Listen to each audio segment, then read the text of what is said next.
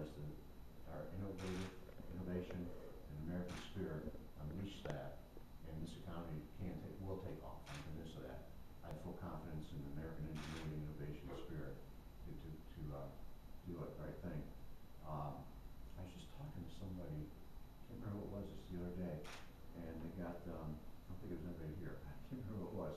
They have some friends in I think it was Norway, and over there in some of the Scandinavian countries, the taxes are pretty high, and he was saying that since we're taxing his capital now and his income and everything else, that last year he paid more than 100% in taxes than what he made when he taxed the net worth part of it.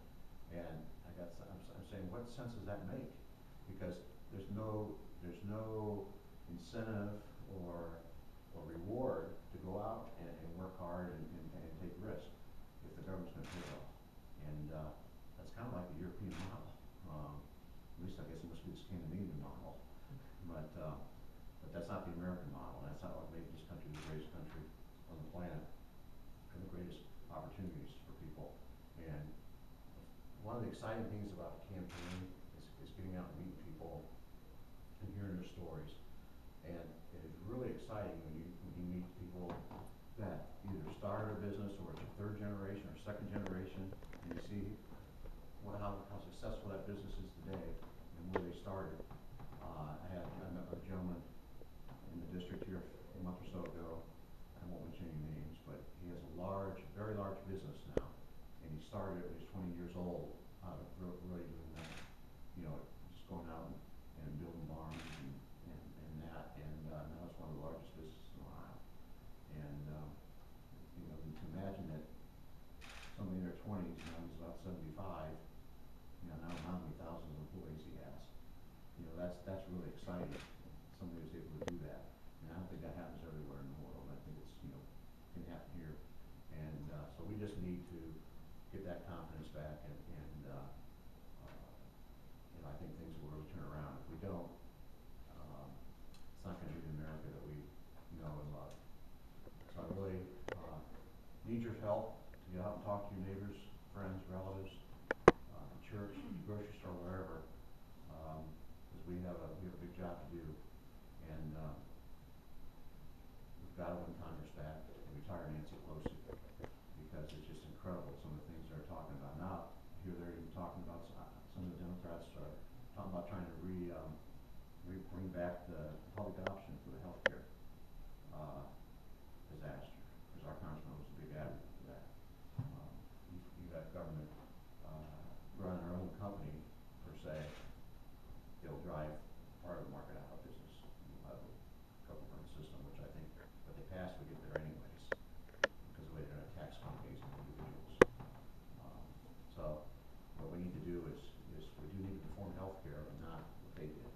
We need to dump that system and do a system that tax the escalating costs and incorporates free market principles, and that would be tort reform, portability, medical savings accounts. You don't hear much about the medical savings accounts, but if it's done right, which I think is really exciting about medical savings accounts, is you get the tax-free, okay, your employer can put money in, your employee can put money in, that money stays with you for your life, and it doesn't matter if wherever you live, or if you move wherever, it stays with you. But the concept, I think that way it ought to really be used, is that account then would be used for routine and preventative care. Okay, so when you go in and have your annual checkups or whatever, you pay out of that account. So that makes it more personal responsibility, and I think it would also encourage people to even ask questions of their physicians and have more of that interaction, so you get help better care, and then have insurance for what insurances tend to be when you have a problem. And that's the kind of things we need to do, free market principles. And for the people that are uninsurable because of medical reasons, I think we need to encourage programs where states start putting programs together, not the federal government. States will be the laboratories to come up and develop the right systems, the best systems. It kind of goes back to my principles of the founding fathers, put a system where have states kind of compete against each other, and that's healthy. But let them be the laboratories, because one state might do something, maybe it'll work, maybe it won't. We'll find out. But I don't think we should do the whole federal government have a big healthcare bureaucracy, and I'm just amazed that looking at healthcare bill where 16,500 new IRS agents to enforce it, and now this other bill they just passed, so-called financial reform. It's going to be a whole lot of new agencies, a whole lot of new government employees, and this administration, this Congress is really growing government, and that's why we've seen, I guess, 200 million new jobs since February of last year, and that just takes dollars out of the private sector, and it's not productive. So I'll be quiet here, and I'll turn it over for questions or comments. That's what I like to hear, what's on your minds, and what your thoughts are. Give us a little bit of an update on the state of the race since the primary, how are things feeling out there, that sort of thing. Yeah, thanks, Tim, for the question. As I'm sure you all know, we had an 8-way race. All new to me. I tell you, I don't know if anybody's ever had an 8-way race. And of course, the challenges were, it's in 16 counties. It's a huge area. It takes about 4 hours to get from north to south, and probably close to 3 hours from east to west if you go, across the white part.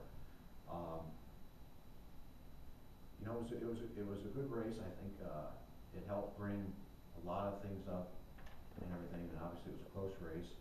It turned out to be a very expensive race for everybody that participated.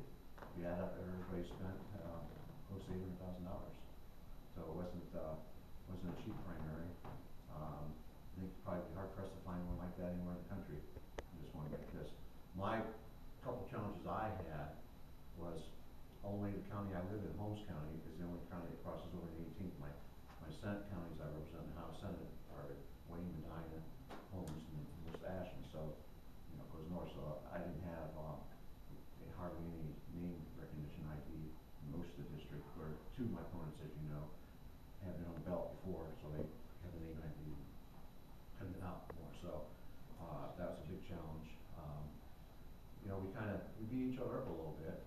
I think a lot of it's because philosophically they're hardly any different than any of us, and so they just we kind of beat everybody up because there's just you can't tackle any grand issues. We were all pretty much agreed.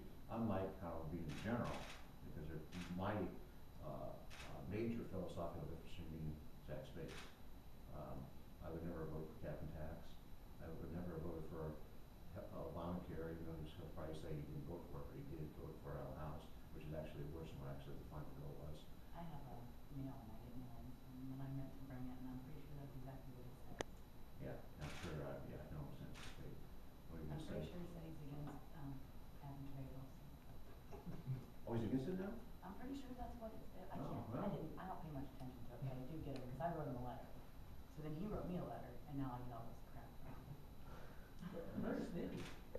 Very snippy. Well, Oh, I get it. one thing I'll just warn you a little, Obama, Jessica. Whatever you say, Zach Space people will view you as being taken right now by Zach Space. Just in case you didn't know that. Okay. So you can give your greetings to your congressman if you want to. Not letting that go on.